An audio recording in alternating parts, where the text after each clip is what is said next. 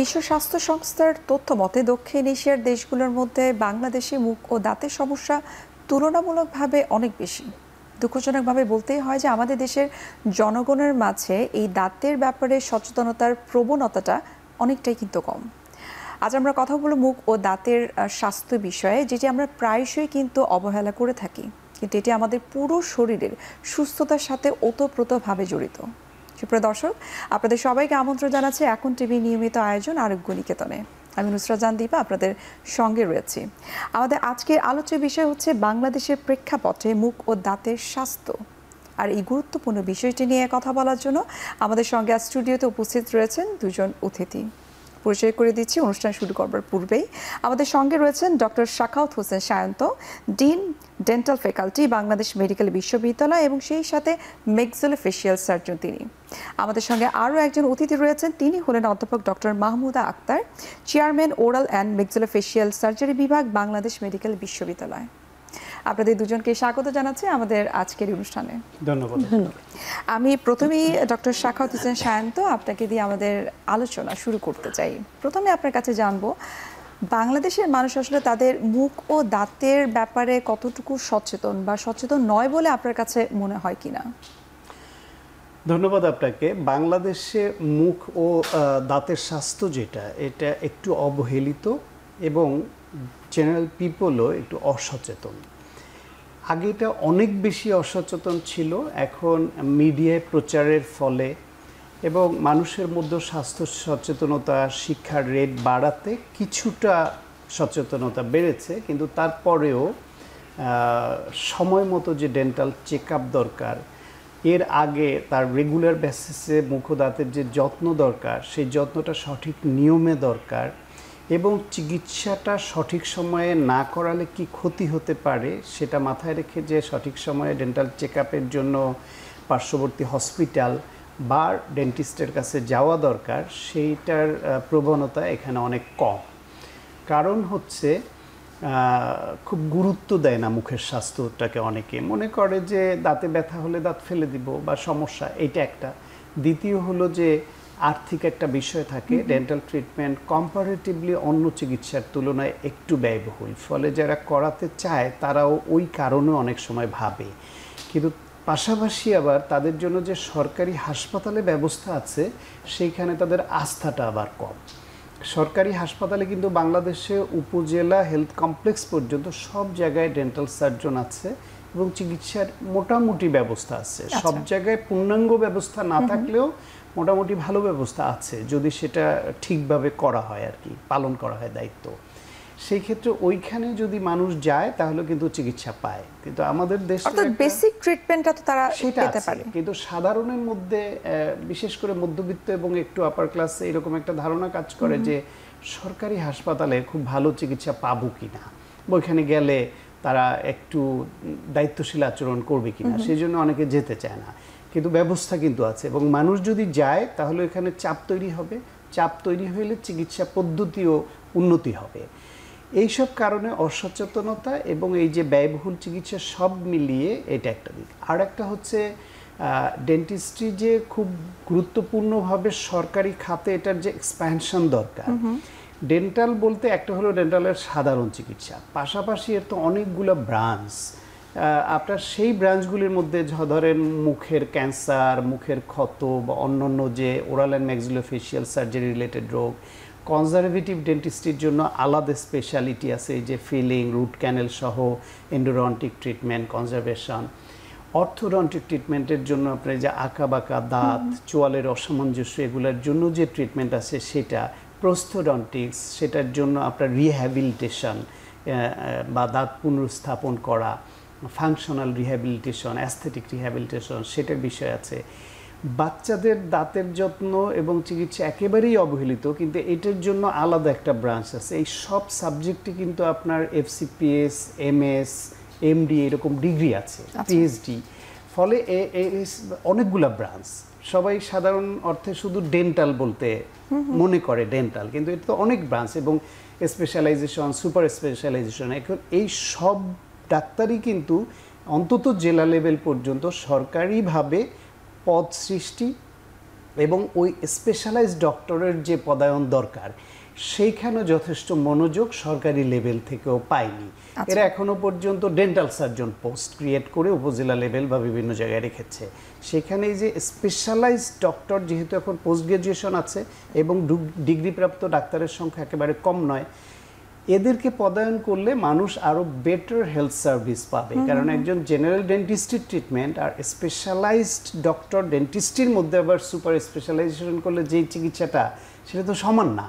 সরকারের ওই মনোযোগেরও ঘাটতি আছে। ফলে এই যে সরকারের আপনি বললেন যে মনোযোগের ঘাটতি রয়েছে, ডেন্টিস্টদের সংখ্যাটা কতটুকু, গ্রামাঞ্চলে প্রপার সার্ভিসটা মানুষ পাচ্ছে কিনা দাঁতের চিকিৎসার ক্ষেত্রে, সেই বিষয়গুলো আপনার কাছ থেকে আমি আরও বিস্তারিত জানার চেষ্টা করব। আমি ডক্টর মাহমুদা আপনার কাছে একটু জানবো, যেমনটি ডক্টর সাখাওয়াত হোসেন শায়ন তো বলছিলেন যে মানুষ আসলে খুব একটা সচেতন নয়। যদি কোনো সাধারণ সমস্যা দেখা দেয় ঘরোয়াভাবে অনেকে দেখা যায় যে কিছু ঘরোয়া টোটকা যেটাকে আমরা বলি সেই ট্রিটমেন্টগুলো নেওয়ার চেষ্টা করে, যেমন কুলকুচি করে থাকে, বেকিং সোডা, গরম পানি বা ঠান্ডা পানি দিয়ে তারা কুলকুচি করে। এই ধরনের ট্রিটমেন্টগুলো আসলে কতটুকু কার্যকর বা করা উচিত কিনা? প্রথমত বলি আমি, মানুষ ট্রিটমেন্ট কখন যায় ট্রিটমেন্ট করতে? যখন সে আর পারছে না। বিকজ আমাদের মধ্যে কিন্তু এখনও আমাদের দেশে আমরা কিন্তু এই সচেতনতাটা বিল্ড আপ করতে পারিনি যে না আমাদের ওভারঅল একটা ইয়ারলি একটা চেক আপ উচিত, একটা ওরাল চেক আপ করা উচিত। বা আমাদের দেশে মানুষ এখন কিছুটা সচেতন যে হ্যাঁ মেডিকেল চেক আপ করতে হয়, কিন্তু ওরাল চেক আপ যে করতে হয় এটা কিন্তু সচেতন না আমরা। ফলে কি হয়, এটা ইগনোরডই থেকে যাচ্ছে। সো যখন সে পারছে না, যতক্ষণ পর্যন্ত পারছে, এবং আমাদের দেশে তো ফ্রি অ্যাডভাইস আমরা দিয়েই থাকি, পেয়েই থাকি, ইট ইজ ইজিলি অ্যাভেলেবল। কিন্তু প্রত্যেকটা দাঁতের অসুখ তো আর একটা টাইপের হয় না, ডিফারেন্ট টাইপের অসুখ হয়, কিন্তু আমরা তো গণভাবে একটা অ্যাডভাইস দিয়ে দিচ্ছি। সো আপনি বলেন তাইলে এটা তো ইফেক্টিভ কখনোই হতে পারে না।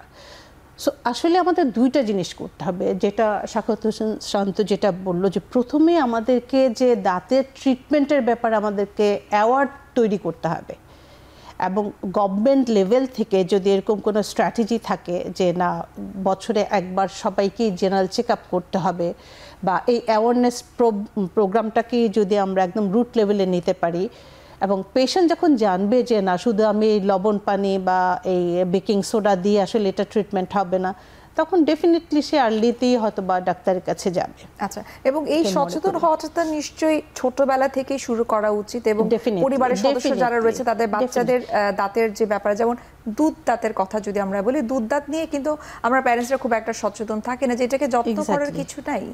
এক্স্যাক্টলি, মানে আমরা এখনো কেন সচেতন নাই, বিকজ আমরা ছোটকাল থেকে এই সচেতনতাটা দেখে আসিনি। আমরা যদি এখন শুরু করি তাহলে এটা বিল্ড আপ করতে আর কয়েকটা বছর লেগে যাবে। সো যদি এটা একদম স্কুল লেভেল থেকে স্টার্ট করা যায় তাহলে তো খুবই ভালো। স্কুল, একটা বাচ্চা কি হলো যে সে স্কুলে যেটা দেখছে সে কিন্তু সেটা অ্যাবজর্ব করছে যে আমাকে এটা করতে হবে। সে শুধু না, সে কিন্তু ফ্যামিলি থেকে এটা স্প্রেড করছে, বাবা মা দাদা দাদি সবাইকে বলছে আমাকে স্কুলে এই কথাটা বলেছে, এটা আমাদের করতে হবে। এবং আমরা যদি এই অ্যাওয়ারনেস প্রোগ্রামটা যদি এইভাবে সাজাতে পারি যে সে কি তার বাবা মায়ের জন্য কি অ্যাডভাইস করবে, যেরকম পান টান খাবা না, দাদা দাদিদের ইউজুয়ালি পান খাবার এই হ্যাবিটটা থাকে, তাদেরকে অ্যাওয়ার করা, বাবা মাকে অ্যাওয়ার করা যে না তোমরা বছরে একবার চেক আপ করো, দুবেলা দাঁত ব্রাশ করা। অ্যাভারেজ যদি এরকম কিছু অ্যাওয়ারনেস তৈরি করা যায়, একটা বাচ্চা কিন্তু একটা ফ্যামিলিকে রিপ্রেজেন্ট করছে। সো স্কুল লেভেল থেকে যদি আমরা শুরু করতে পারি ডেফিনেটলি এটা অনেক ইফেক্টিভ হবে। স্কুল লেভেলে অ্যাজ ওয়েল হচ্ছে নিজের পরিবার থেকেই কিন্তু সেই যত্নের ব্যাপারে সচেতন হওয়াটা শুরু করতে হবে। আমি ডক্টর শায়ন তো আপনার কাছে একটু জানবো, আপনি বলছিলেন যে বাংলাদেশের মানুষ খুব একটা সচেতন নয়, কিন্তু অনেকেই আছে, গুটিয়ে কয়েক মানুষকে হয়তো খুঁজে পাওয়া যাবে যারা ইয়ারলি দাঁতের চেক আপ করছে, যদি কোনো দাঁতের স্টোন হয় স্টোন ক্রাশ করে থাকে, দাঁত হোয়াইটেনিংয়ের কোনো ট্রিটমেন্ট করে থাকে। সো এই যে যারা সচেতন দাঁতের ব্যাপারে, এটাকে কি আসলে আমরা লাক্সারি কেয়ার বলতে পারি বাংলাদেশের প্রেক্ষাপটে? না, এটা বেসিক। লাক্সারি কেন হবে? কারণ নিয়মিত হচ্ছে একজন মানুষের দাঁতের যত্ন নিতে হলে তাকে রেগুলার বেসিসে সকালে নাস্তার পরে আর রাতে খাওয়ার পরে ঘুমানোর আগে এই দুই বেলা অবশ্যই দাঁত ব্রাশ করা, ডেন্টাল ফ্লোসিং করা, দুই দাঁতের মাঝখানে যাতে খাদ্যকণা আটকে না থাকে, ইন্টারডেন্টাল ব্রাশ ব্যবহার করা, প্রয়োজনীয় মাউথওয়াশ ব্যবহার করা, এটা করা লাক্সারি না, এটা বেসিক। এটা সবারই করা উচিত। এখন এটা অনেকের সামর্থ্যের মধ্যে মাউথওয়াশটা পড়ে না, সে হালকা গরম পানিতে একটু লবণ মিশিয়ে কুলি করলো, এটাও কিন্তু ভালো কাজ করে, সেটা করতে পারি। কিন্তু ব্রাশ তো করতে হবে তাকে 2 বেলা নিয়ম মেনে, এটা তো নর্মাল রুটিন।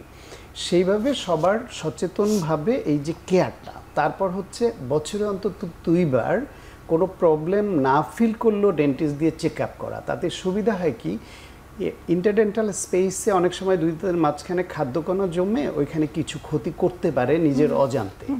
সেটা যদি প্রাথমিক অবস্থায় চিকিৎসক দেখলে বুঝতে পারবেন, ডেন্টাল সার্জন দেখলে বুঝতে পারবেন, রোগী নিজে কিন্তু বুঝতে পারে না।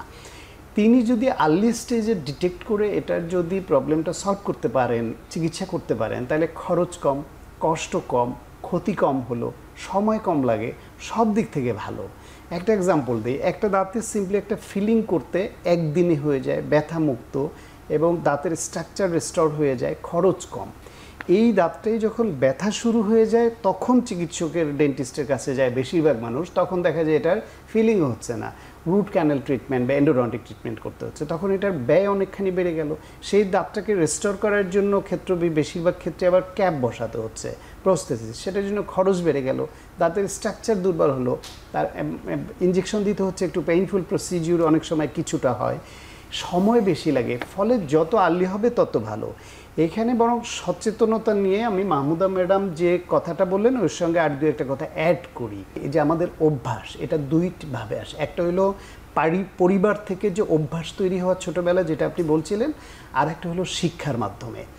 সেই ক্ষেত্রে পরিবার যদি সচেতন হয়, সেইখান থেকে এই যে 2 বেলা দাঁত ব্রাশ করা, নিয়মিত যত্ন নেওয়া, চেক আপ করা, বা বাচ্চাদের যে ডেসিডুয়াস টিথ, মিল্ক টিথ বা দুগ্ধ যেটাকে আমরা বলি অস্থায়ী দাঁত, সেটার যত্ন সম্পর্কে সচেতন হওয়া, পাশাপাশি যদি প্রাইমারি এডুকেশন এবং হায়ার সেকেন্ডারি এডুকেশনে যদি স্বাস্থ্য সচেতনতামূলক বিভিন্ন বিষয়ে যদি ওই যে ছোট ছোট টপিক থাকে, তার মধ্যে ওরাল হেলথ এর যত্ন বিভিন্ন ক্লাস বেদে, আপনি কি বলছেন যে পাঠ্যপুস্তকে যদি ইনক্লুড করা যায়? অবশ্যই প্রাথমিক স্বাস্থ্য বিষয়ে কিন্তু অনেক বিষয় আছে, কিন্তু ডেন্টিস্ট্রিটা ওইখানে খুব প্রায়োরিটি পায় নাই।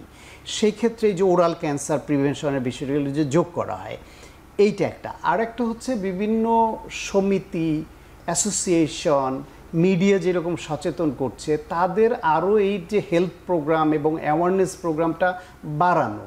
আর সরকার যেটা আগের আলোচনায় বলছিলাম যে উপজেলা হেলথ কমপ্লেক্স লেভেল বা ইউনিয়ন লেভেলে, সেইখানে দেখা যায় যে ডেন্টাল ইউনিটটা প্রপার ফাংশনিং কিনা সব সেন্টারে। কারণ ডেন্টাল ইউনিট যদি প্রপার ফাংশনিং না থাকে তাহলে ডেন্টাল ট্রিটমেন্ট অনেক সময় দেওয়া সম্ভব না। অনেক ক্ষেত্রে আমরা দেখেছি যে ডেন্টিস্ট রয়েছে কিন্তু দাঁতের চিকিৎসার জন্য যে ইকুইপমেন্টস গুলো দরকার সেগুলো হয়তো নেই। এটা ম্যাক্সিমাম থানা লেভেলে, এই সিনারিওটা ম্যাক্সিমাম থানা লেভেলে আসে। তার ডেন্টাল এক্স-রে মেশিনটা ঠিক আছে কিনা, এটা একটা বেসিক। তাকে গেলেই যদি লিখে দিয়ে বলে বাইরে থেকে এক্স-রেটা করে নিয়ে আসেন, ওই বাইরে থেকে করে আনতে তার একটা খরচ এবং সময় যায়, অনেকে আগ্রহী হয় না তখন।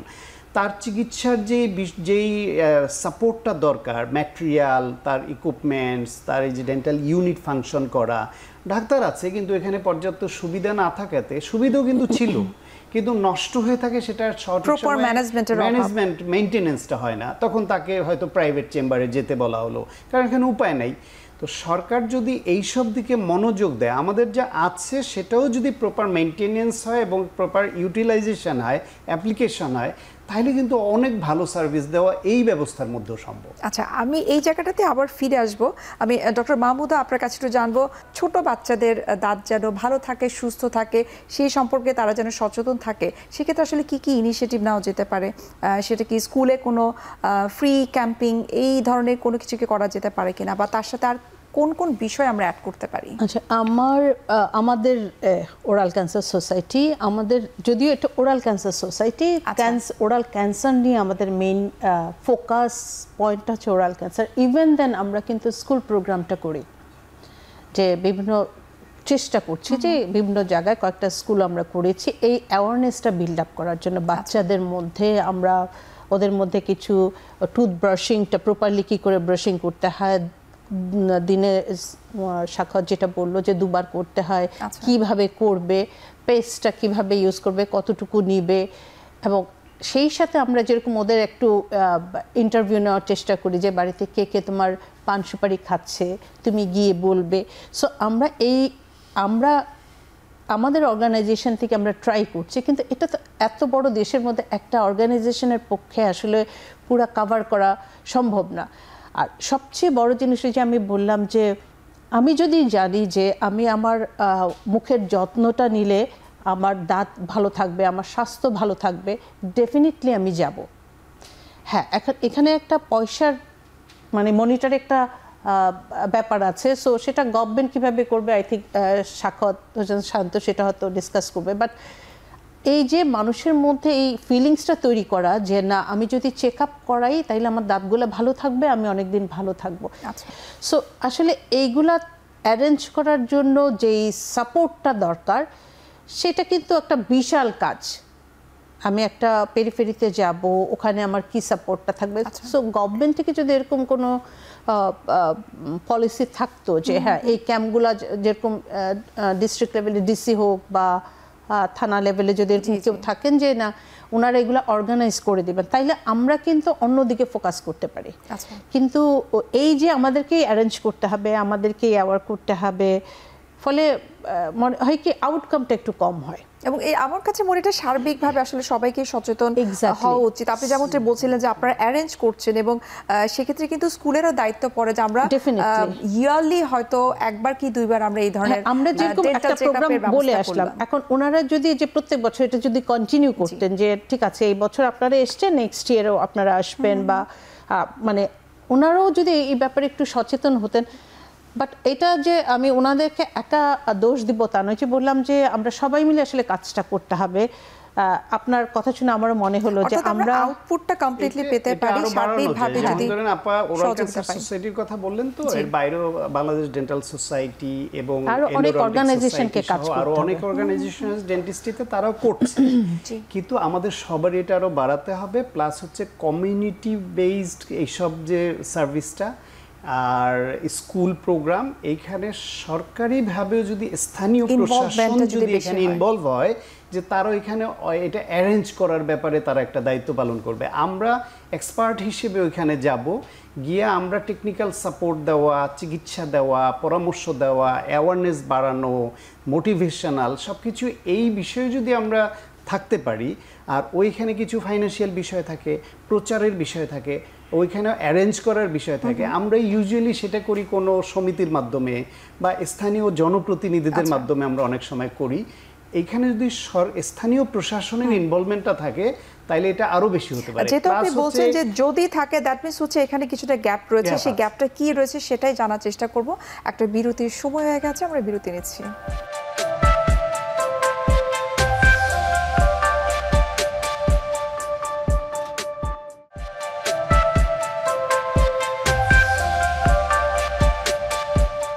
আমরা বিরতির আগে কথা বলছিলাম, আপনি বলছিলেন যে যদি সরকার এই ব্যবস্থা নেয় তার মানে গ্যাপ রয়েছে, সেই গ্যাপটা একটু জানতে চাই যে কিভাবে আসলে গ্যাপটাকে ফিল আপ করা যায়। গ্যাপ তো আমাদের থেকে ওভারঅল হেলথ সিস্টেমে অনেক গ্যাপ আছে, সেটা মেডিকেল সেক্টরে, ডেন্টিস্ট্রি সব মিলিয়ে জেনারেল হেলথ সব কিছুতেই।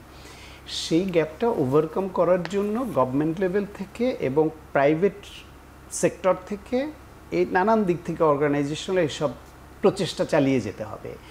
সেই ক্ষেত্রে আমি বলছিলাম যে যদি স্থানীয়ভাবে ওইখানে স্থানীয় প্রশাসন আছে, ইউএনও, ডিসি অফিস, এরা যদি এইরকম বিভিন্ন অর্গানাইজেশন যারা এরকম হেলথ রিলেটেড এরকম ক্যাম্প, ফ্রি চিকিৎসা বা এইসব দিতে চায়, অর্গানাইজেশন ওনাদের কাছে ইনফর্ম করলো যে আপনার এলাকায় আমরা এরকম একটা প্রোগ্রাম করতে চাই, তারা ওইখানে স্থানীয়ভাবে সব অ্যারেঞ্জ করে দিল। আমরা বিভিন্ন সোসাইটির যারা আছি বা বিভিন্ন প্রতিষ্ঠানের যারা আছি এক্সপার্ট, আমরা গিয়ে ওইখানে সার্ভিসটা দিলাম। তাদেরকে অ্যাওয়ারনেস বিল্ড আপের জন্য যে মোটিভেশনাল দরকার সেটা, বিভিন্ন লিফলেট দেওয়া, বিভিন্ন রকম অডিও ভিজুয়াল প্রেজেন্টেশন করা, তাদেরকে নানানভাবে এগুলো ঠিক করা এবং কিছু চিকিৎসা দেওয়া যেটা সম্ভব, তাহলে আমরা আরও বেশি ইফেক্টিভলি দিতে পারবো। আর যখন আমাদেরকে পুরোটাই দায়িত্ব নিয়ে করতে হয়, ওখানে লোক খুঁজো, কে অ্যারেঞ্জ করতে পারবে, ফাইন্যান্সিয়াল ম্যানেজমেন্ট কিভাবে হবে, কোন ভেন্যু কিভাবে ঠিক হবে, প্রচার কিভাবে হবে, আমরা কতজন যাব, কি করব, কত লোকের সার্ভিস দিব, তখন it's a big deal for us. সেটা এইভাবেই আমরা করে আসছি, কিন্তু ওটা হলে ভালো এই হয়। পলিসি মেকিংটা এটা গভর্নমেন্ট থেকেই হওয়া উচিত, সেটা হচ্ছে আপনার কথা। আমি ডক্টর মাহমুদা আপনার কাছে একই বিষয়টা জানতে চাই যে আসলে যেমনটি ডক্টর সায়ন্ত বলছিলেন যে আসলে এই যে পলিসি মেকিংটা সেটা গভর্নমেন্ট থেকে আসা উচিত, এবং আপনার কাছে কি মনে হয় যে সেখানে আর কি কি ইনিশিয়েটিভ আমরা নিতে পারলে খুব সহজভাবে সুলভ মূল্যে আমরা এই ট্রিটমেন্টগুলো করতে পারি, সেটি শুধুমাত্র স্কুলে নয়, মাদ্রাসা বা অন্যান্য কোন সেক্টরগুলোকে আমরা যদি ক্যাপচার করি তাহলে এই সমস্যাগুলোকে আমরা কমাতে পারবো? আসলে ওই যে শান্ত কিন্তু প্রথমেই বলেছিল শুধু গভর্নমেন্টের একা রেসপন্সিবিলিটি না, আমাদেরও আছে। এক্সাক্ট আসলে আমাদের গভর্নমেন্ট সবাইকে মিলে একটা প্ল্যান করতে হবে আমরা কি কি করতে চাই, কিভাবে করতে চাই। অ্যাজ ফর এক্সাম্পল, হ্যাঁ, আমরা স্কুল প্রোগ্রাম করতে পারি, আমরা মাদ্রাসার প্রোগ্রাম করতে পারি, আমরা একটা থানা বা একটা ক্লাস্টার করে, এটা থানা হতে পারে, একটা ডিস্ট্রিক্ট হতে পারে, আমরা 6 মাস পর পর একটা অ্যাওয়ারনেস প্রোগ্রাম করতে পারি। এবং এই অ্যাওয়ারনেস প্রোগ্রাম করতে গেলে আমার কী কী সাপোর্ট লাগবে, কী কী হলে আমি খুব স্মুথলি করতে পারি, সেই সাপোর্টটা গভর্নমেন্ট যেন প্রোভাইড করে। আরেকটা জিনিস, যেরকম আমরা জানি আমাদের দেশে এই ওরাল ক্যান্সারের জন্য পান, তামাক, স্মোকিং, সিগারেট, এগুলো আমরা সবাই জানি। সো আমরা যদি কমন প্লেসে, রুলস কিন্তু আছে, কমন জায়গায় স্মোক করা মনে হয় নিষেধ, এরকম একটা গভর্নমেন্ট আছে, কিন্তু এটা কিন্তু এক্সিকিউট হচ্ছে না। সো গভর্নমেন্ট শুধু রুলস করলে কিন্তু এটা আসলে আউটকাম তেমন কিছু আসবে না। কমেছে এখন পাবলিক প্লেসে আগের মতো অত দেখা যায় না। তা যায় না, কিন্তু এটা একটা বড় কজ। এটা কিন্তু শুধু যে স্মোক বন্ধ করা ক্যান্সারের জন্য তা কিন্তু না, এটা একটা আমার কাছে একটা মনে হয় ডিসেন্সি। সো এই জিনিসগুলো আমরা স্কুল প্রোগ্রাম, মাদ্রাসা প্রোগ্রাম, কমন প্লেসে আমাদের স্মোকিং এগুলো অ্যাভয়েড করা, এবং 6 মাস পর পর এগুলো রিপিট করা, এই প্রোগ্রামগুলো যে রিপিট করা। কারণ আমি আবারও বলছি, প্রথমেও বলেছি, আমি আবারও বলছি, আমি যদি ফিল করি যে আমি অ্যাওয়ার্ড থাকলে আমার ওরাল হেলথটা ভালো থাকবে, আমি ভালো থাকবো, আমি কিন্তু ডক্টরের কাছে যাব। সো সাধারণ মানুষের এইটা বিল্ড আপ করার জন্য আসলে একটা টিম ওয়ার্ক হিসাবে কাজ করতে হবে। চমৎকার বলেছেন। আমি ডক্টর স্বাগত সায়ন্ত আপনার কাছে একটি বিষয়ে জানবো যে এই যে দাঁতের বিভিন্ন সমস্যার কথা আমরা আলোচনা করছি, আপনারা গভর্নমেন্টের কিছু ল্যাকিংসের কথা বললেন এবং আপনাদেরও কিছু কন্ট্রিবিউশনের কথা বলে যে আপনারা আপনাদের সোসাইটি থেকে চেষ্টা করছেন যতভাবে আসলে দাঁতের বিষয়ে সচেতন করা যায়। তাতে কোনো সমস্যা হলেই আমরা ঘরোয়াভাবে যেটা কমনলি করে থাকি, যেমনটা বলছিলাম যে কুসুম গরম পানি দিয়ে কুলকুচি করা, বেকিং সোডা দিয়ে কুলকুচি করা, তার পাশাপাশি আরেকটা ভয়ঙ্কর কাজ কিন্তু আমরা করে ফেলি, সেটা হচ্ছে অ্যান্টিবায়োটিক খেয়ে ফেলা। হয়তো প্রিভিয়াস কোনো প্রেসক্রিপশানে ছিল, সেটা দেখে আমরা নতুনভাবে শুরু করলাম। এটিকে আপনি আসলে কিভাবে দেখছেন? এটা একটা ভয়ঙ্কর প্রবণতা। একটা প্রোগ্রামে একজন WHO-র একজন এক্সপার্ট অনেক বছর আগে বলছিলেন, আমার মাথায় গেঁথে আছে এখনও, বলছিলেন যে আমাদের দাদা পরদাদাদের আমলে যখন ইনফেকশাস ডিজিজ হতো তাতে প্রচুর লোক মারা যেত, কারণ আমাদের শেলফে কোনো অ্যান্টিবায়োটিক ছিল না, অ্যান্টিবায়োটিক আবিষ্কার হয়নি ধরেন, অথবা এত জেনারেশন বের হয়নি। কিন্তু ইন ফিউচার পরে কোনো এক জেনারেশনে গিয়ে যদি এই রকম অ্যান্টিবায়োটিক ইউজের প্রবণতা চলতে থাকে, তাহলে এমন এক সময় আবার আসবে যে এই ইনফেকশাস ডিজিজে আমাদের প্রচুর লোক মারা যাবে, যদিও আমাদের শেলফ ভর্তি অ্যান্টিবায়োটিক আছে। কেন মারা যাবে? কারণ এই শেলফ ভর্তি অ্যান্টিবায়োটিক কোনোটাই কাজ করবে না, যেটা রেজিস্ট্যান্সি গ্রো। কিন্তু এখন তো এটা দেখা যাচ্ছে, হ্যাঁ, প্রচুর অলরেডি প্রচুর হচ্ছে, কিন্তু এরকম ভয়ঙ্কর প্রবণতা চলতে থাকলে এটা আরও বাড়বে। এই যে অ্যান্টিবায়োটিক যে একটা ডোজ কমপ্লিট, কি ডোজে হবে, কতদিন ডিউরেশন সে খাবে, সেটা তো আছে। কোনো একটা অ্যান্টিবায়োটিক দিনে 1 বার খেতে হয়, কোনোটা দিনে 3 বার খেতে হয়, 2 বার খেতে হয়, 4 বার খেতে হয়। সব অসুখের জন্য অ্যান্টিবায়োটিক অনেক সময় দরকারও হয় না, কিন্তু পেশেন্ট তো খাচ্ছে। কোনটার কি ডোজ সেটা যদি না জেনে ইচ্ছা মতো খায়, কতদিন খেতে হবে সেটা কমপ্লিট করলো না, মাঝে ইচ্ছা মতো খেলো, মিস দিল, একটু বেটার ফিল করলো, বন্ধ করে দিল, অথবা যেখানে ভাইরাল ইনফেকশন, ফাঙ্গাল ইনফেকশন, সেখানে অ্যান্টিবায়োটিক দিয়ে দিল, হয়েছে সর্দি জ্বর সাধারণ, অ্যান্টিবায়োটিক খেয়ে ফেললো। এইরকম দাঁতের চিকিৎসার বেলায় মাড়ির সমস্যা নানান কারণে এই অ্যান্টিবায়োটিক ইউজ। এটা আরেকটা বিষয় হচ্ছে ব্যথানাশক ওষুধ। সে হয়তো জানেই না যে তার কিডনিটা অলরেডি কম্প্রোমাইজড, কিছুটা ক্ষতিগ্রস্ত হয়ে গেছে। সে যে ব্যথানাশক ওষুধ কিডনির জন্য মারাত্মক প্রভাব ফেলে, সেই ব্যথানাশক ওষুধ একটু ব্যথা হলেই যখন তখন কিনে এনে খাচ্ছে, সে তার কিডনিটাকে সে ড্যামেজ করে ফেলতেছে। ফলে বাংলাদেশে কিডনি রোগী যে প্রচুর বেড়েছে, এর সিকেডি যে প্রচুর বেড়েছে, এর পেছনেও কিন্তু এই যে যত্রতত্র যে ব্যথানাশক ওষুধের ব্যবহার এবং যখন তখন মুড়ি মুরগির মতো ব্যথানাশক ওষুধ খাওয়া, এটা ভাবা দরকার যে এটা কতটা হেলথ বার্ডেন তৈরি করছে। যে এই যে একটা দেশের ব্যাপক সংখ্যক মানুষ এরকম সিকেডিতে আক্রান্ত হয়ে যে তাদের যে চিকিৎসার খরচ, তাদের যে সাফারিং, রাষ্ট্রের জন্য তো বার্ডেন।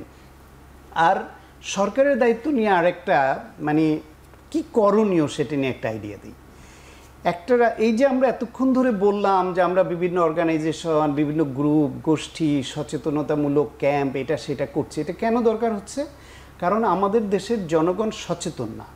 সচেতনতা যদি গভর্নমেন্ট লেভেল থেকে হতো, একটা রাষ্ট্রের দায়িত্ব তো হচ্ছে তার জনগণের প্রাথমিক স্বাস্থ্যসেবা নিশ্চিত করা, তাকে এই বিষয়ে সচেতন করা, কিন্তু আমাদের দেশে তো সেই সিস্টেম ইফেক্টিভ হয় নাই। ভবিষ্যতে তো হেলথ কার্ড হবে, অনলাইন বেসড হবে, সব কিছু রেজিস্ট্রেশন থাকতে হবে, একটা আইডি থাকতে হবে, এই ওইদিকে আমরা যাচ্ছি, যেতে হবে আমাদের। সেই ক্ষেত্রে যদি ডেন্টিস্ট্রির বেলায়ও যদি এরকম থাকে যে তার একটা আইডি নাম্বার থাকবে, 6 মাস পর পর থেকে ওই স্থানীয় হেলথ কমপ্লেক্স থেকে তার মেসেজ যাবে, এবং তার জন্য যদি বাধ্যতামূলক করা যায় যে আপনি নিকটস্থ হেলথ কেয়ারে গিয়ে অথবা প্রাইভেটে যেখানেই যান বছরে 2 বার ওরাল চেক আপটা করবেন। এইটা যদি আপনার হেলথ পলিসির মধ্যে ওরকম চলে আসে, বাধ্যতামূলক প্রাথমিক স্বাস্থ্য সেবার মধ্যে যদি চলে আসে, তাহলে কিন্তু আমাদের এই গিয়ে সবারই এরকম সব অঞ্চলে সচেতনতা ক্যাম্পিং, হেলথ ক্যাম্প, চিকিৎসা, এটার দরকার নাই।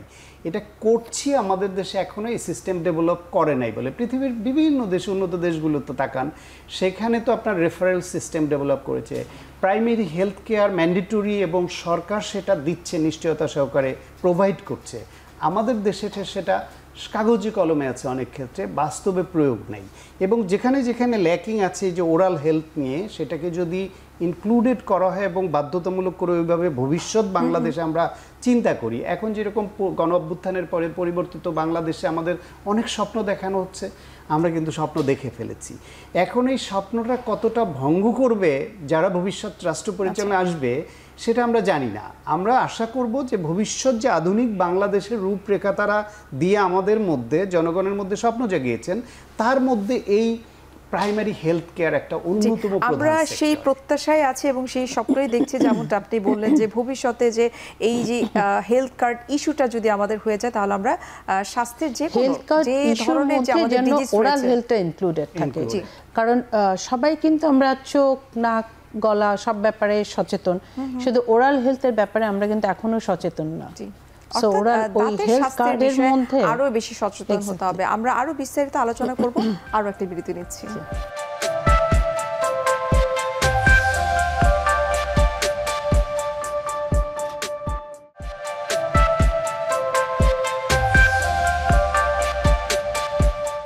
আমরা বিরতির আগে আমরা স্বাস্থ্য বীমা নিয়ে আমরা কথা বলছিলাম। আমি ডক্টর মাহমুদ আপনার কাছে জানতে চাই, আপনি বলছিলেন যে গ্রামাঞ্চলে যারা রয়েছে তাদের কিন্তু পান, গুল, সুপারি খাওয়ার একটা অভ্যেস রয়েছে, এবং যারা দীর্ঘদিন যাবৎ খাচ্ছে তাদের কিন্তু ভবিষ্যতে তাদের ওরাল ক্যান্সার হতে পারে।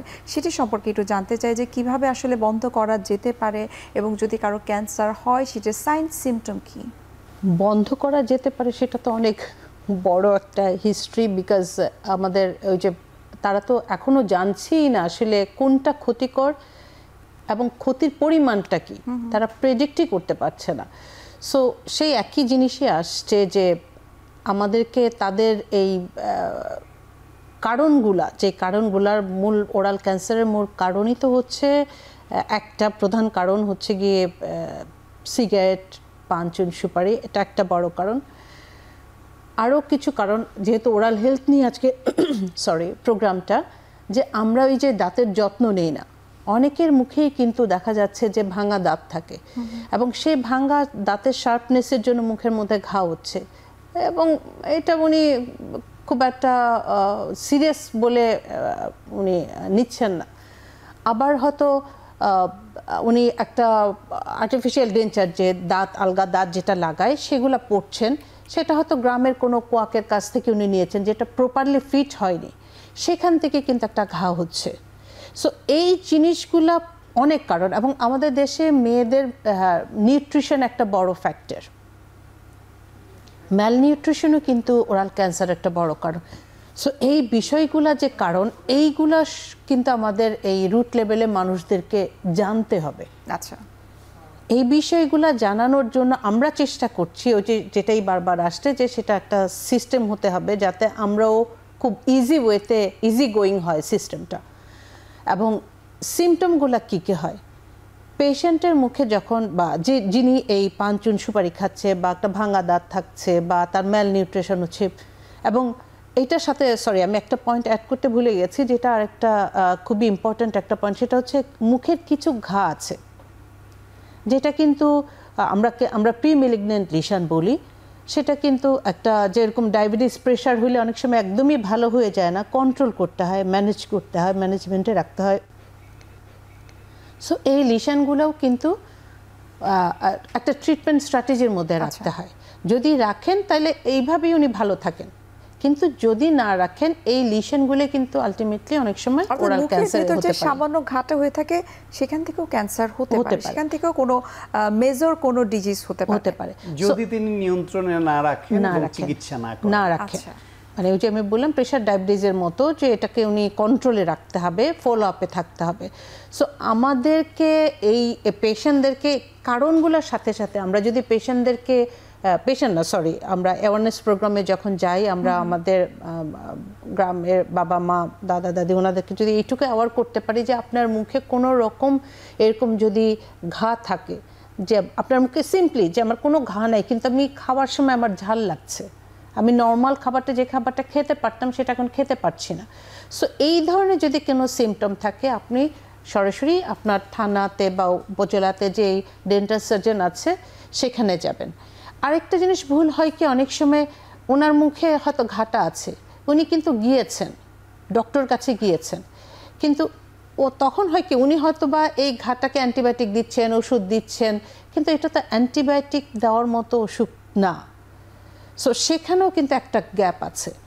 সো প্রথমত আমাদেরকে আমার মানে বাপ দাদা বা দাদি নানি এনাদেরকে অ্যাওয়ার করতে হবে যে আপনার মুখে কোনো রকম প্রবলেম, যে কোনো একটা ঘা হোক, যেটাই হোক, 2 সপ্তাহ হোক, 1 সপ্তাহ হোক, আপনার মুখে ঘা হওয়া মাত্রই, অথবা এরকম যদি হয় কোনো ঘা না কিন্তু আপনি খেতে পারছেন না, যে খাবারটা সবসময় খেতেন সেটা পারছেন না, ঝাল লাগছে, সো এরকম কিছু হলে আপনি প্রপার ডেন্টাল সার্জনের কাছে আগে যাবেন। অর্থাৎ ব্যক্তিগতভাবে অনেক বেশি সচেতন হতে হবে, এবং যেমনটা আপনি বলছিলেন যে ঘা হতে পারে কিন্তু সেটি যথাযথ সময়ে ট্রিটমেন্ট শুরু করা উচিত। ডক্টর সায়ন্ত, আপনার কাছে আরেকটা বিষয় জানবো, আপনি একজন ম্যাক্সিলোফেশিয়াল সার্জন, তো বাংলাদেশের প্রেক্ষাপটে এই ধরনের ম্যাক্সিলো টাইপের যে সার্জারিগুলো রয়েছে সেগুলো আসলে কি হারে হচ্ছে এবং কেন হচ্ছে, এর পেছনে আসলে কারণগুলো কি কি? সাধারণত ম্যাক্সিলোফেশিয়াল সার্জারিটা তো বড় একটা বিষয়। এখানে বেনাইন লেশন হয়, বেনাইন লেশন বলে যেটা ক্যান্সার না, এই ধরনের কিছু সিস্টিক লেশন হয়, সিস্ট হয়, টিউমার হয়, আবার কিছু প্রিম্যালিগন্যান্ট লেশন থাকে যেটা বলছিলেন ম্যাডাম, কিছু ক্যান্সার হয়, এবং কিছু কিছু জয়েন্টের প্রবলেম হয়, অ্যাক্সিডেন্টাল ইনজুরি হয়, তালু কাটা, ঠোঁট কাটা, ডিফর্মিটি, মানে এই রিজিয়নের যত সার্জিক্যাল ম্যানেজমেন্ট এটা সব ওরাল অ্যান্ড ম্যাক্সিলোফেশিয়াল সার্জারির আন্ডারে আমরা করি।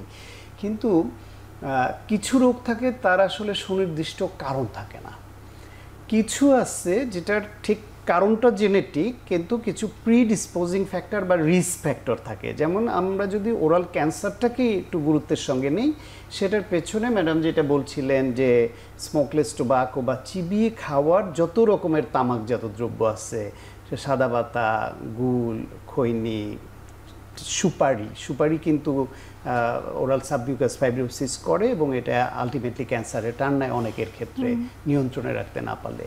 ফলে ওরাল হাইজিন মেনটেন না করা, এইসব বিষয়গুলো, শার্প দাঁত পুষে রাখা, মুখের মধ্যে কোনো ক্ষত হয়েছে দাঁতের ঘষায় সেটার দাঁতটারও চিকিৎসা করা হলো না, ওই ক্ষতরও চিকিৎসা করা হলো না, এক সময় এইটা ম্যালিগন্যান্সিতে বা ক্যান্সারে টার্ন নেয়।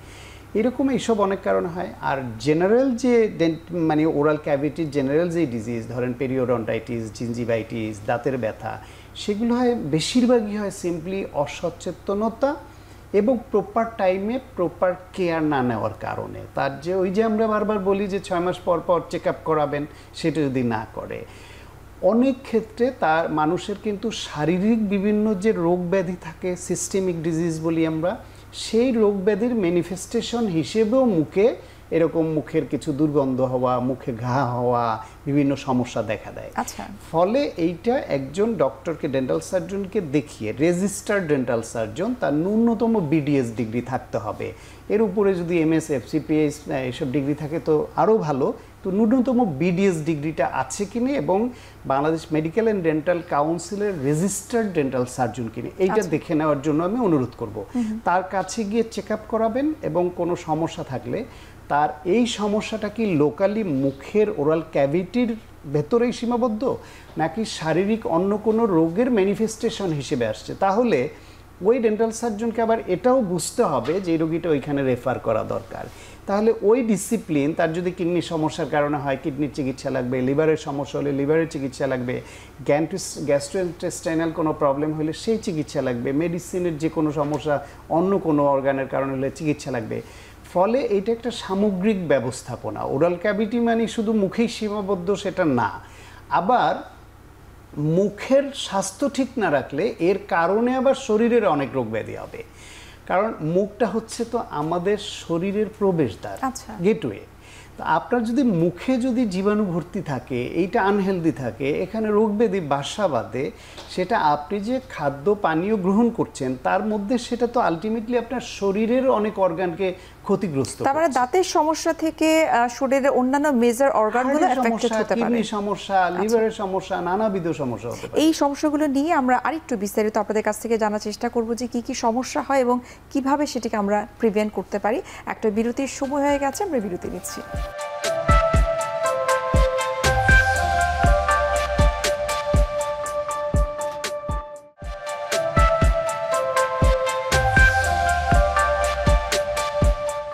আমরা বিরতির আগে অনেকগুলো বিষয় নিয়ে কথা বলছিলাম। আমি ডক্টর মাহমুদ আপনার কাছে একটু জানতে চাই যে আমাদের বাংলাদেশের প্রেক্ষাপটে আমরা তো দেখেছি যে আমাদের দাঁতের স্বাস্থ্যের বিষয়ে কিন্তু অনেকটা অসচেতন, এবং ক্যান্সারের ক্ষেত্রে যদি আমরা বলি যে ক্যান্সারের হয়তো সাইন সিমটম চলে আসছে কিন্তু তারপরও আমরা চিকিৎসকের কাছে যাচ্ছি না। সো দেরিতে যারা ট্রিটমেন্ট শুরু করে ক্যান্সারের ট্রিটমেন্ট, তাদের আসলে সেটা রিকভারি হওয়ার চান্সেস কতটুকু থাকে? ক্যান্সার, ওরাল ক্যান্সার কন্ট্রোলের প্রথমে দুইটা ধাপ থাকে। আমরা যেরকম বলি প্রাইমারি প্রিভেনশন, সেকেন্ডারি প্রিভেনশন। প্রথমে কাজ হচ্ছে গিয়ে অ্যাওয়ারনেস তৈরি করা, যেটা নিয়ে আমরা এতক্ষণই কথা বললাম। দ্বিতীয় স্টেপটা হচ্ছে আর্লি ডায়াগনোসিস, এবং 90% ক্ষেত্রে ক্যান্সার কিন্তু ভালো করা সম্ভব। আমাদের একটা সার্ভাইভাল রেট বলি ডাক্তারি ভাষায়, যে আমরা একটা ক্যান্সার পেশেন্টকে কত বছর ভালো রাখতে পারি। সাধারণত বলে যে 5 বছর পর্যন্ত ভালো থাকতে পারে, কিন্তু অনেক পেশেন্ট আছে 20 বছর 25 বছর, তারও বছর ভালো আছে। কিন্তু কারা ভালো আছে? যারা আর্লি ডায়াগনোসিস হচ্ছে, সেকেন্ড প্রিভেনশন যেটাকে বলি। এখন যারা লেটে আসার সবচেয়ে বড় কথা, তার এই সার্ভাইভাল রেটটা কমে যায়। ট্রিটমেন্ট সবার জন্য করা যায় না, only due to the reporting in late stage. ফলে ওখানে আমরা সব পেশেন্টকে আমরা তখন আশার বাণী দেখাতে পারি না। যাদেরকে আশার বাণী দেখাতেও পারি, যাদেরকে আমরা ট্রিটমেন্ট করাতেও পারি, তাদের জন্য সার্ভাইভাল রেটটাও অনেক কমে আসে। সো এই লেট প্রেজেন্টেশনের খারাপ দিকটাই বেশি। সো যদি আমরা পেশেন্টকে, এই জন্য আমরা বারবারই বলছি, যে আমি আবারও বলছি যে 90% ক্ষেত্রেই যদি আর্লি ডায়াগনোসিস করা যায়, আমরা ক্যান্সার পেশেন্টদের জন্য কিন্তু একটা ভালো রেজাল্ট দিতে পারি। আচ্ছা, অর্থাৎ যত দ্রুত আমরা ট্রিটমেন্ট শুরু করতে পারি তত ভালো রেজাল্ট আমরা পাবো। আমরা এই ক্যান্সার বিষয়ে আমি ডক্টর সায়ন্ত আপনার কাছে একটু জানবো, বাংলাদেশের প্রেক্ষাপটে ওরাল ক্যান্সার যদি কারোর হয়ে থাকে সেক্ষেত্রে আসলে সরকারিভাবে সেই ভুক্তভোগী রোগীটা আসলে কী কী ধরনের সুবিধা পেতে পারে, বা প্রাইমারি কেয়ারের যে কিছু টার্মস কন্ডিশন রয়েছে সেগুলো আসলে কীভাবে পেতে পারে, বা সেই সুযোগ সুবিধাটা কি বাংলাদেশে রয়েছে বা সরকার থেকে সেটা কি দেওয়া হচ্ছে? না, যতটুকু রয়েছে সেটা খুবই অপ্রতুল। যেটা ম্যাডাম বলছিলেন যে একটা ক্যান্সারের রোগী যদি আর্লি স্টেজে আসে, স্টেজ 1-এ বা আর্লি ডিটেকশন হয়, শুধু সার্জারি আল্লাহর রহমতে এই রোগীকে সুস্থ করে তুলতে পারে, পরিপূর্ণ সুস্থ করতে পারে। আর একটু দেরিতে আসলো তার এই সার্জারির সঙ্গে সঙ্গে তখন তার কেমোথেরাপি, রেডিওথেরাপি, বিশেষ করে রেডিওথেরাপি লাগতে পারে যদি গলায় ছড়িয়ে যায় অথবা এটা বড় হয়ে গেছে। অ্যানাটমিক্যাল ব্যারিয়ারের কারণে আমরা যেরকম ক্লিয়ারেন্স দরকার সেইভাবে হেলথ ইমার্জেন্সি সহ বড় লেশন হলে করা যাচ্ছে না। আরও লেটেস্ট স্টেজ হলে তখন এই রোগী ইনঅপারেবল, অপারেশন যোগ্যই না, তখন তাকে রেডিওথেরাপি বা কেমোথেরাপির উপর ডিপেন্ড করতে হচ্ছে এবং সেটা অনেক সময় পেলিয়েটিভ বা এই রোগ থেকে তার আরোগ্য সম্ভব নয়, যতদিন আল্লাহ বাঁচায় ততদিন যেন তিনি ব্যথা মুক্ত বা একটু কম কষ্ট পান। এখন এই যেই আর্লি স্টেজে রোগী ধরেন আসলো না, লেট স্টেজে আসলো, বা যেই রোগীর ক্ষেত্রে সার্জারির পরে অ্যানালিসিস করে দেখা গেল রোগীটার রেডিওথেরাপি এবং কেমোথেরাপি লাগছে, এর ক্ষেত্রে খরচটা বড় বার্ডেন হয়ে যায়। সার্জারির ক্ষেত্রে সরকারি হাসপাতালে তো তুলনামূলক কম খরচে অনেকটাই ফ্রি, তারপরেও কিছু ওষুধ অ্যানেস্থেশিয়া পারপাজে বা কিছু যে সুচার ম্যাটেরিয়াল অনেকে কিছু কিনতে হচ্ছে, সেই ক্ষেত্রে কিছু খরচ হচ্ছে। তো প্রাইভেটে এর খরচটা আরও বেশি হসপিটাল বেদে। এরপর কিন্তু যদি রেডিওথেরাপি এবং কেমোথেরাপি দিতে হয় সেই রোগীর ক্ষেত্রে বাংলাদেশে তো সরকারিভাবে তার কেমোথেরাপির চিকিৎসাটা তো ফ্রি হচ্ছে না। রেডিওথেরাপি যদি সরকারি হসপিটালও যায় তাহলে পুরোপুরি ফ্রি হচ্ছে না, মানে সরকারি হাসপাতালে চিকিৎসা নিতে গেলেও তার লাখ টাকা নেমে যাচ্ছে। প্লাস হচ্ছে গিয়ে সরকারি হসপিটালে রেডিওথেরাপি দেওয়ার মানে মেশিন অপ্রতুল হওয়ার ফলে রোগীর দীর্ঘ সিরিয়াল পড়ে। যার 6 সপ্তাহের মধ্যে, যার 2 মাসের মধ্যে যার রেডিওথেরাপিটা দেওয়া উচিত তার হয়তো দেখা যাচ্ছে 6 মাস পরে গিয়ে সিরিয়াল পড়েছে। এক্ষেত্রে আপনার কাছে আমার ছোট্ট প্রশ্ন হচ্ছে, যেহেতু আপনি বলছেন যে আসলে রেডিওথেরাপি, কেমোথেরাপি ট্রিটমেন্টটাও অতটা সুলভ মূল্যে পাওয়া যাচ্ছে না, এক্ষেত্রে স্বাস্থ্য খাত, স্বাস্থ্য মন্ত্রণালয়, স্বাস্থ্য বিভাগের প্রতি আপনাদের প্রত্যাশা আসলে কি, যেন স্বল্প আয়ের মানুষরাও এই ধরনের ট্রিটমেন্টটা সুলভ মূল্যে পেতে পারে? প্রত্যাশা হচ্ছে বাংলাদেশে যদি হেলথ কার্ড করা হয় তার আওতায় আনা সোশিও ইকোনমিক স্ট্যাটাস বেদে যাদের ইয়ারলি ইনকাম এত টাকার নিচে, এরকম একটা ল্যান্ডমার্ক তৈরি করতে হবে। তার নিচে এই ক্যান্সারের ব্যয়বহুল চিকিৎসা যে ব্যক্তিরা ওই ইনকাম জেনারেটিং লেভেলের লোকরা যারা এটা বহন করতে পারবে না, সেটা রাষ্ট্র নির্ধারণ করবে তার সোশিও ইকোনমিক স্ট্যাটাস অ্যাসেসমেন্ট করে। তাদের বেলায় অবশ্যই প্রাথমিকভাবে এক পর্যায়ে রাষ্ট্রের সকল নাগরিকের দায়িত্ব নিতে পারলে খুবই ভালো, কিন্তু প্রাথমিক অবস্থায় আমাদের মতো দেশে সেটা হয়তো সম্ভব নয়। কিন্তু ওই লেভেলটা যে টাকার অভাবে নিশ্চিত মৃত্যুর দিকে এগিয়ে যাবে, তার দায়িত্বটা যেন অন্তত সরকার বা রাষ্ট্র নেয়, যে তার এই কেমোথেরাপি এবং রেডিওথেরাপির চিকিৎসার ব্যয়টা সরকারি হসপিটালে সরকার বহন করবে। সেই পলিসিটা নেওয়া খুব গুরুত্বপূর্ণ। নাহলে এই রোগীরা যাবে কোথায়? সে লাখ টাকা, তা তো পুরো পুঁজি বিক্রি করেও লাখ টাকা হয় না। ওর কাছে ধার দেনা চেয়ে চিনতে কিছু টাকা কেউ জোগাড় করতে পারে, কেউ জমি জমা বিক্রি করে আসে, নিঃস্ব হয়ে যায়। একটা পর্যায়ে গিয়ে সেই ক্যান্সার থেকে আরোগ্য লাভ না করলে ওই রোগীটাও মারা যায়, তার সব জমি জমা বিক্রি করে সেটাও নিয়ে গেল, তার যে পরবর্তী প্রজন্ম তাদেরকে ভাসমান রেখে গেল। ফলে এই যে একটা সোশ্যাল বার্ডেন তৈরি হওয়া, এই যে একটা ফ্যামিলি বিপর্যস্ত হয়ে পড়া, সেই দিকে যদি রাষ্ট্র মনোযোগ না দেয়, যে রাষ্ট্রের এই যে হতদরিদ্র জনগোষ্ঠীকে এইখানেও মনোযোগ দিতে হবে। এটা ধরেন আপনাদের প্রত্যাশা, আমি একেবারে এক কথা আমি ডক্টর মাহমুদ আপনার কাছে জানতে চাই যে এই ধরনের প্রস্তাবনাগুলো কি আপনারা কখনো স্বাস্থ্য বিভাগের কাছে আপনারা দিয়েছেন কিনা, সুপারিশমালা প্রেজেন্টেশন করেছেন কিনা? আমাদের যেহেতু oral cancer phase by phase কাজ করছে, তা আমাদের ফার্স্ট ফেজের কাজটাই হচ্ছে শুধু অ্যাওয়ারনেসের উপরে।